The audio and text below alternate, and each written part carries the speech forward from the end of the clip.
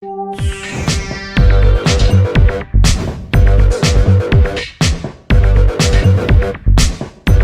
I'm Kelly Riggs. Welcome to Crush Your Number. Hey, let's talk about something that happens quite a bit in sales, and that's we get in those endless follow-up loops. Have you ever experienced that?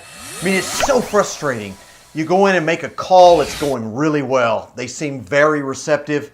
You know, you've gotten to a point where they're starting to nod their head and so forth, and they say, okay, next steps. And so we talk about our next meeting, and I'll give you a call next week and we'll get together and all of those kinds of things.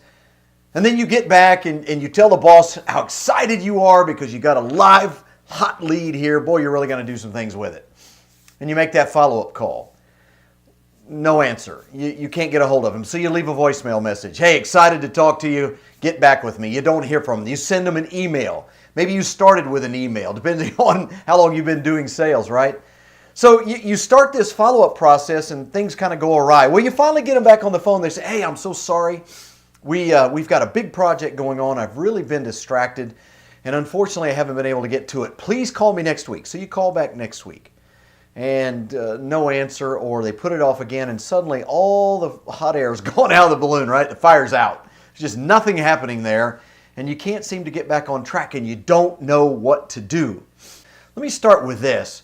The thing that I always want to do is schedule my next appointment right there when I'm in the office. I'm really surprised at how few people try to set that next appointment right now. And it's really this simple. Hey, do you have your calendar in front of you? No, that's it. That's all you do, right? You're talking through them and they're really excited. They're saying, hey, this makes sense. And let's go to the next step, or, I need to get some information, or let me talk to whomever. And you go, fantastic. Listen, I'm going to be back next Thursday. I've got some homework I need to do. I want to get that to you as soon as I'm done. I'm going to be in the area on Thursday. Do you have your calendar in front of you?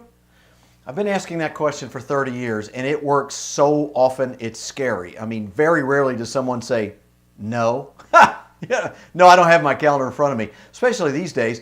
I've had people go over to their desk and pull it up. I have had them pull up their calendar and look, and I'll just say, check next Thursday. Oh, what's better for you, morning or afternoon? Really simple alternative choice close, right? Real simple stuff. Or, listen, I'm going to be in the afternoon. I'd like to swing by about 3. Does that look right?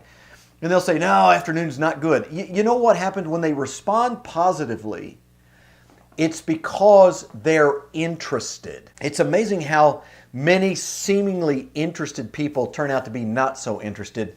They just don't want to say, look, I'm not interested, okay? A lot of people are willing to be excited and to look interested and look enthusiastic. And then when you leave, it goes to the bottom of the stack. Maybe there's some mild interest there. Maybe they have a little bit going on in that arena that they'd like to talk to you about. But many times they don't. And then you hit that endless follow-up loop. So tip number 1, try to set your appointments while you're there in the office. And by the way, you can get their email address, send them an invite on that appointment that you set right away. It hits their email inbox.